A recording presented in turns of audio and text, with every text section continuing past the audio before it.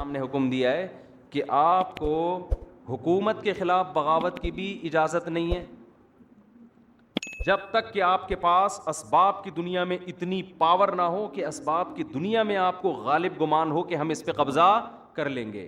پہلی شرط. دوسری شرط کہ قبضہ کر کے اس ظلم کو ختم بھی کر دیں گے, اتنی افرادی قوت ہمارے پاس ہے کہ وہ نظام کو کنٹرول بھی کر لیں گے. ورنہ ایسا نہ ہو کہ آپ نے قبضہ کیا اور اس کے بعد آپ کے پاس ملک سنبھالنے کے لیے لوگ ہیں نہیں, اور اس کا فائدہ اٹھا کے کسی ملک دشمن نے آپ پر حملہ کر دیا. یہ ایسا ہی ہے جیسے آپ نے ایک پھل کاٹا, نیچے ٹوکری آپ کے دشمن نے رکھی ہوئی ہے, وہ کاٹا اور وہ پھل لے کے نکل لیا. تو اسلامی ملکوں میں یہ بھی بڑا مسئلہ ہے. بہت سے لوگ بغاوت کی باتیں کرتے ہیں. بھائی آپ نے اگر اسلامی ملکوں میں آج بغاوت کی, رزلٹ آپ کے حق میں نہیں آئے گا, بلکہ رزلٹ کوئی اسلام دشمن قوتیں اٹھائیں گی, اس کا فائدہ ان کو فائدہ ہو جائے گا, اس کا آپ کو نہیں ہوگا فائدہ. تو یہ تمام گراؤنڈ ریئلٹی کو شریعت نے سامنے رکھنے کا حکم دیا ہے. یہ بار بار میں اس لیے وضاحت کر رہا ہوں کہ غزوہ بدر کے واقعے میں لوگ کہتے ہیں یار وہ بھی تو صرف 313 تھے اور ان کے پاس تو اسلحہ بھی نہیں تھا, جب وہ 1000 پہ غالب آ سکتے ہیں تو ہم کیوں نہیں آ سکتے. تو وہ نبی نے کا ارادہ لڑائی کا نہیں تھا. نبی کا ارادہ کیا تھا؟ اس تجارتی قافلے پہ حملہ کرنے کا. لیکن اللہ نے خود قرآن میں کہا کہ ہم کچھ اور چاہتے تھے. ہم چاہتے تھے اسلام کا ایک معجزہ دنیا کے سامنے ظاہر ہو جائے اور صحابہ کو موٹیویشن ملے کہ کتنے کمزور تھے, اللہ نے تمہارے نہ چاہتے ہوئے بھی تمہیں بہت بڑی طاقتور جماعت سے لڑا کے تمہیں فتح دے دی ہے. تو صحابہ کا جذبہ اس سے کیا ہو گیا؟ بڑھ گیا. تو اب ہوا یہ کہ ابو سفیان کو پتہ چل گیا کہیں سے کہ بھئی یہ قافلہ جو ہے نبی صلی اللہ علیہ وسلم 313 کہیں مخبریاں پہلے بھی ہوتی تھی, آج بھی ہوتی ہیں, ادھر کی ادھر کی, یہ چلتا ہے. تو کہیں سے مخبری ہو گئی. ابو سفیان نے فوراً مکہ مکرمہ میں ابو جہل کے پاس قاصد بھیجا اور کہا کہ بھائی ہمارا تجارتی قافلہ آ رہا ہے, کروڑوں روپے کا, اربوں روپے کا مال ہے, اور محمد صلی اللہ علیہ وسلم نے اپنے ساتھیوں سمیت اس قافلے پہ حملہ کرنے کا ارادہ کیا ہے, فوراً ہماری مدد کے لیے پہنچو. سمجھتے ہیں؟ ادھر ابو جہل نے تیاری شروع کر دی. بڑے بڑے جو عرب کے سردار تھے نا, انہوں نے بھی تیاری شروع کر دی. کچھ سردار ایسے تھے جن کو یہ تھا کہ اس جنگ میں ہم پٹ بھی سکتے ہیں طبیعت سے ٹھیک ہے نا, کیونکہ وہ نبی کو 13 سال دیکھ چکے تھے. دل میں ان کا یہ تھا کہ یہ انہوں نے زندگی بھر کبھی جھوٹ نہیں بولا, یہ سچے نبی ہیں, لیکن قوم پرستی اور باپ دادا کی اندھی تقلید کی وجہ سے آپ پر ایمان نہیں لائے. تو وہ چاہ رہے تھے کہ ہم نہ جائیں. 3 مشہور سرداروں کے نام آتے ہیں, عتبہ ابن ولید, شیبہ ابن ولید اور ولید ابن عتبہ. ایک عتبہ کا بیٹا تھا اور یعنی عتبہ ابن ولید, ولید ابن شیبہ, تین افراد تھے. ناموں میں تھوڑی کنفیوژن ہو رہی ہے مجھے. ایک تو باپ بیٹے تھے, یہ دونوں سردار تھے, اور ایک اور تھا شیبہ نام تھا اس کا, شیبہ ابن عتبہ غالباً. خیر یہ 3 بڑے سردار تھے. تو ان کا پروگرام بنا کہ ہم پتلی گلی سے نکل لیتے ہیں. ابو جہل نے سب سے بڑا اس میں کردار کیا, سب کو جا کے غیرت کے تانے دیے, تم لوگ غیرت نہیں ہے, قوم کا کس کے لیے لڑنے کا جذبہ نہیں ہے, اس طرح کے تانے دے کے نا سب کو جنگ کے لیے تیار کیے. ادھر یہ ہوا کہ جب ابو سفیان کو پتہ چلا نا کہ یہ نبی نے ارادہ کر لیا ہے, تو اس نے راستہ تبدیل کر دیا. راستہ تبدیل کر کے وہ بخیر و عافیت کہاں پہنچ گیا؟ مکہ. وہاں جا کے بہت سے سمجھدار لوگوں نے مشورہ دیا کہ بھائی اب ہمیں جنگ کرنے کی ضرورت نہیں, ہمارا مقصد تھا تجارتی قافلے کی حفاظت کرنا, وہ بخیر و عافیت آ گیا ہے, تمیز سے آرام سے ہنسی خوشی زندگی گزارو, مسلمانوں سے خامخواہ میں پنگا لینے کی کوشش بولو نہیں کرو. اس میں سب سے بڑا کردار تھا ابو جہل کا. وہ طاقت اور تکبر میں نا کہ نہیں اب تو موقع ملا انتقام لینے کا, یہ لوگ بدر کے مقام پہ پہنچ رہے ہیں, تو ہم اب ان کو 313 افراد کو واپس جانے نہیں دیں گے, اب ہم ان کو گھیر کے قتل کریں گے. تو 1000 کا لشکر لے کے بہت سے لوگوں کو اس نے نا پن کر کے, جو پیچھے رہنا چاہتے تھے, عرب کے بڑے سردار تھے, ان کو ڈر تھا. ایک تو ان میں ایسا تھا جس کے بارے میں اس کے غلام نے اس کو بتایا کہ میں نے نبی صلی اللہ علیہ وسلم سے سنا ہے کہ تو نبی کے ہاتھوں قتل ہوگا. اس کو نا یہ پیش گوئی کھا رہی تھی کہ یار یہ میرے غلام نے پیش گوئی کی ہے کہ اس نے نبی سے سنا ہے. اور محمد صلی اللہ علیہ وسلم نے آج تک جھوٹ نہیں بولا. تو اس کو اپنی موت نظر آ رہی تھی. خیر یہ لوگ نکلے ہیں. تو اب کیا ہوا ہے کہ یہ بدر کے مقام پہ پہنچ گئے. اب صحابہ کے پاس واپسی کا آپشن ختم. اب تو جا ہی نہیں سکتے واپس, اب سوائے اس کے کہ اس سے لڑے ہیں, اس لشکر سے جو تعداد میں زیادہ, اسلحے میں زیادہ, تو اسباب کی دنیا میں ممکن نہیں تھا. لہذا نبی صلی اللہ علیہ وسلم نے صحابہ کرام کو جمع کر کے ان کے سامنے آپ نے خطاب کیا.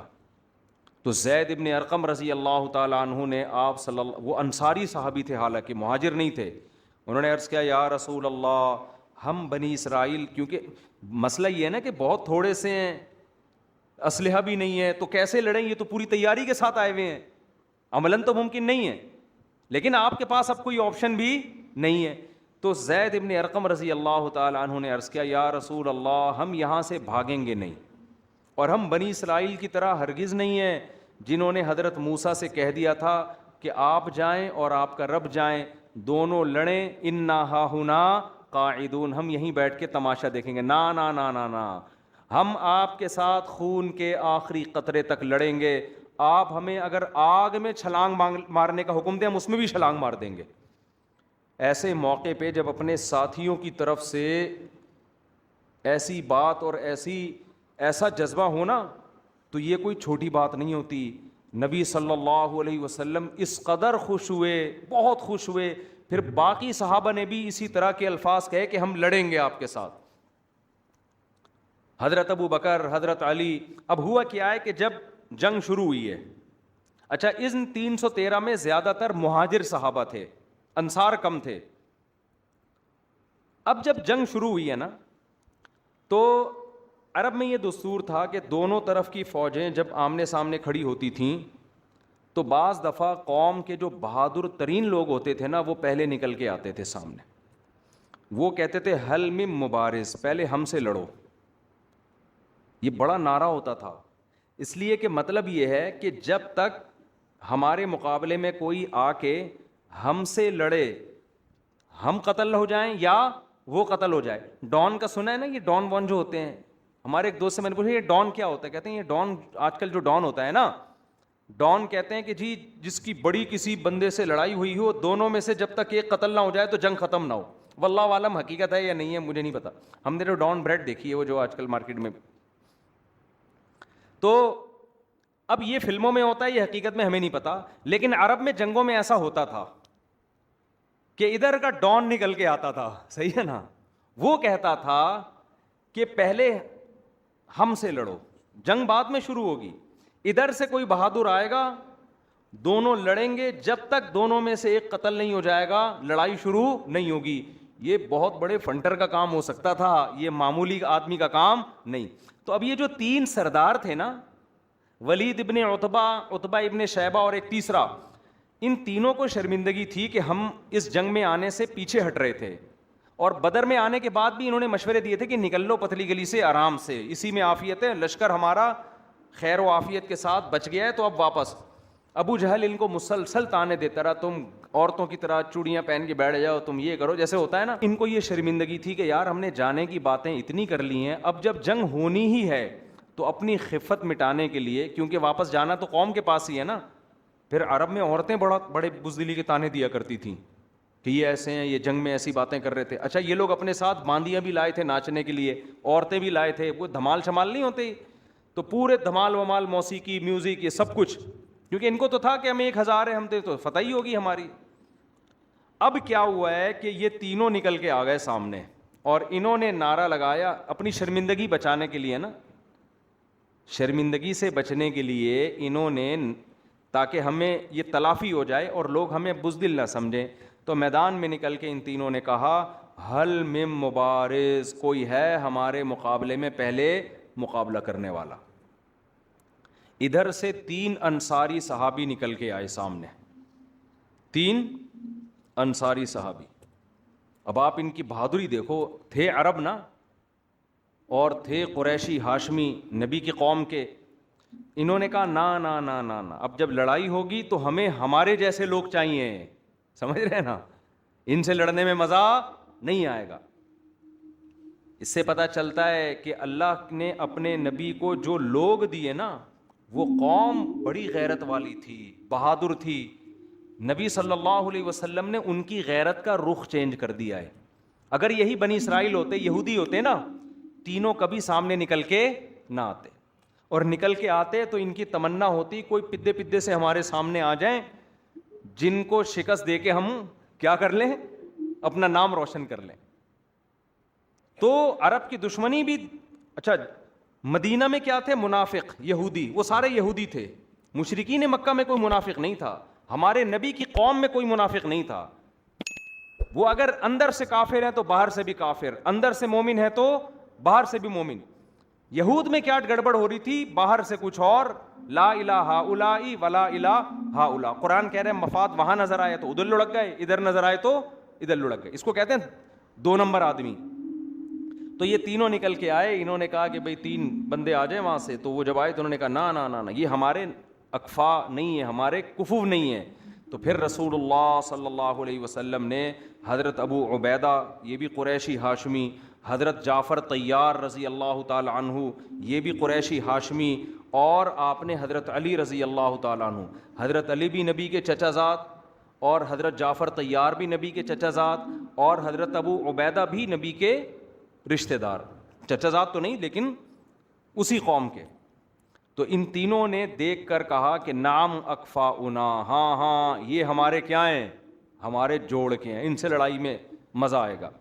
جب لڑائی شروع ہوئی ہے تو حضرت علی اور حضرت حمزہ نے ان 2 کا انا للہ کر دیا، ان 2 کو قتل کر دی۔ انا للہ تو نہیں کہنا چاہیے کافروں کے لیے، ان 2 کو جان سے مار دیا۔ لڑائی ہوئی، وہ یہ دونوں غالب آ گئے، لیکن حضرت ابو عبیدہ بن جراح رضی اللہ تعالیٰ عنہ کا جس سے مقابلہ ہوا تو اس نے حضرت ابو عبیدہ بن جراح کی ٹانگ پہ اتنی زور سے تلوار ماری کہ وہ ٹانگ آپ کی شہید ہو گئی، کٹ گئی، اور آپ کو میدان جنگ سے لایا گیا۔ لیکن پھر ان دونوں صحابی نے حملہ کر کے اس کو بھی قتل کر دیا۔ تو بعد میں حضرت ابو عبیدہ رضی اللہ عنہ زخم کی تاب نہ لا سکے اور آپ کی شہادت ہو گئی۔ تو ادھر سے ایک، ادھر سے تینوں۔ اس کے بعد ایک لڑائی شروع ہوئی ہے، تو لڑائی میں اتنی زبردست پھر قرآن نے تسلیاں دیں، انہی آیتوں میں اللہ نے بیان کیا، اذ یریکہم اللہ فی منامک قلیلا، اللہ نے صحابہ کا رعب ان کے دلوں پہ بٹھا دیا، اور ان کو جماعت کم کر کے دکھائی کہ یہ تھوڑے لوگ ہیں، اور ان کو یہ دکھایا کہ یہ بہت زیادہ لوگ ہیں۔ پھر اللہ نے آسمان سے فرشتے نازل کیے مدد کے لیے، تو بڑی زبردست جنگ شروع ہوئی۔ تو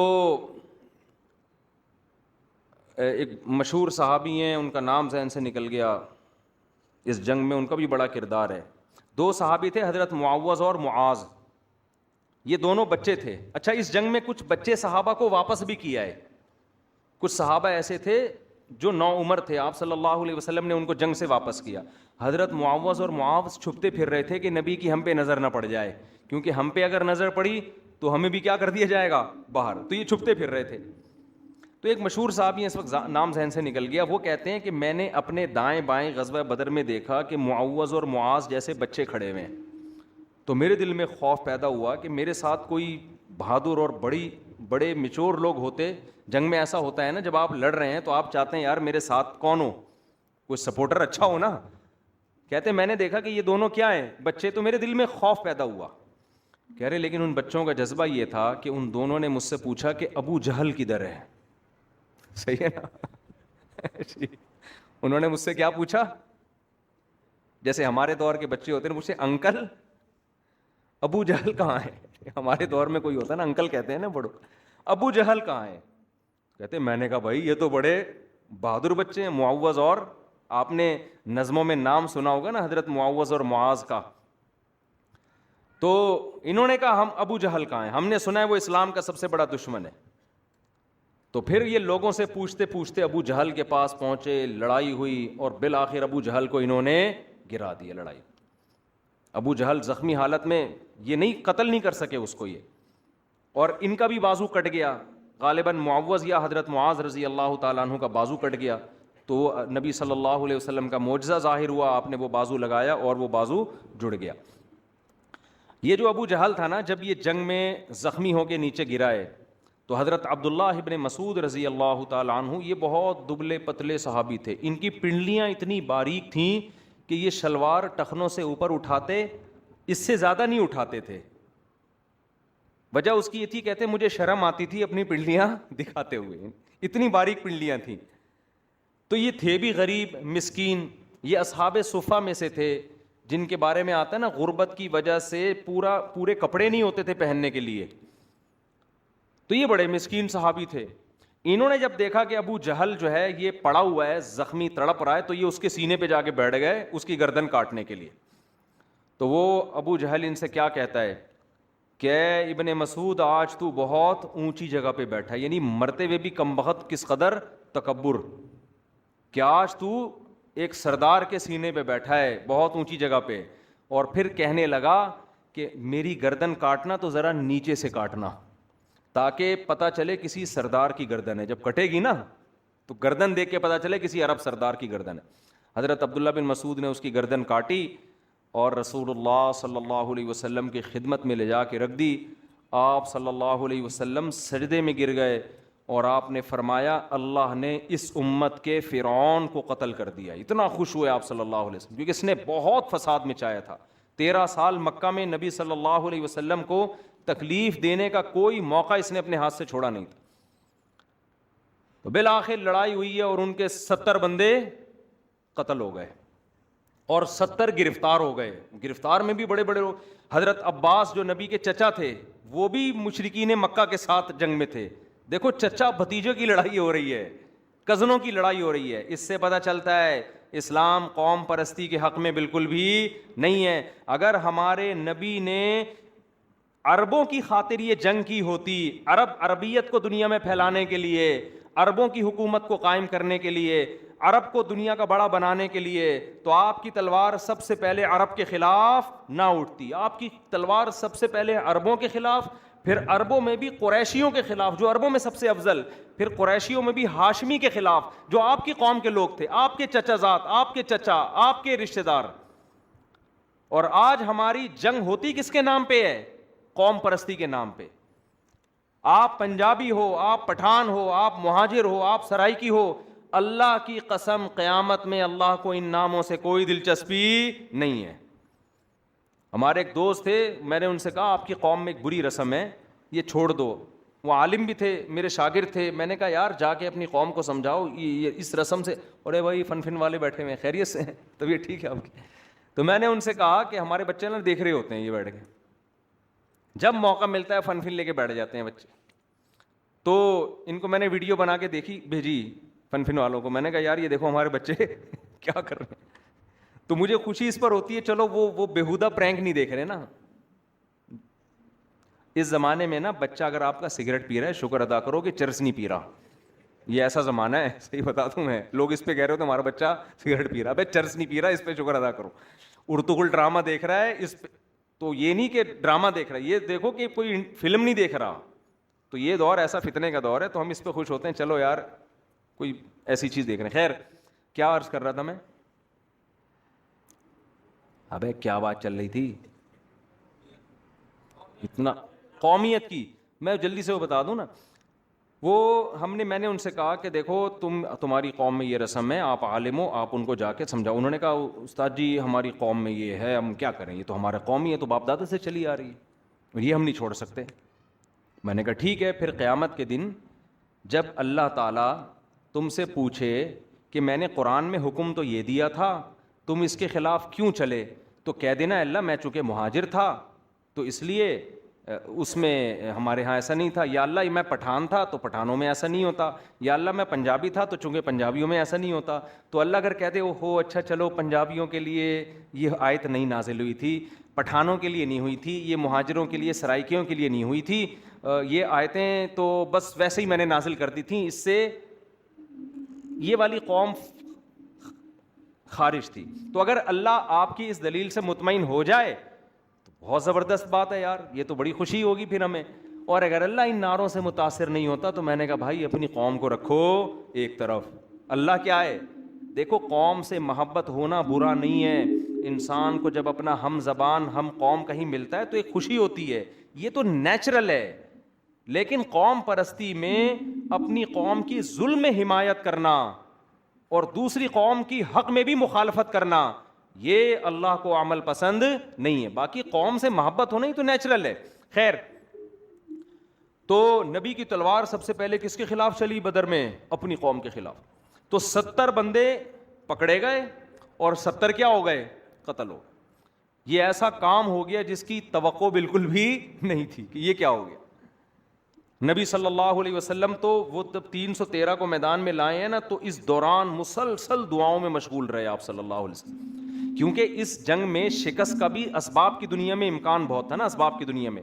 تو صحابہ کرام نے اس بات کا بڑا خیال کیا کہ رسول اللہ صلی اللہ علیہ وسلم کی جان کی ہم حفاظت کریں، ایسا نہ ہو کہ آپ کو کوئی شہید کر دے۔ تو صحابہ نے باقاعدہ پہرے دیے، نبی کے لیے خیمہ بنایا کہ آپ کے قریب کوئی نہ آئے یہاں۔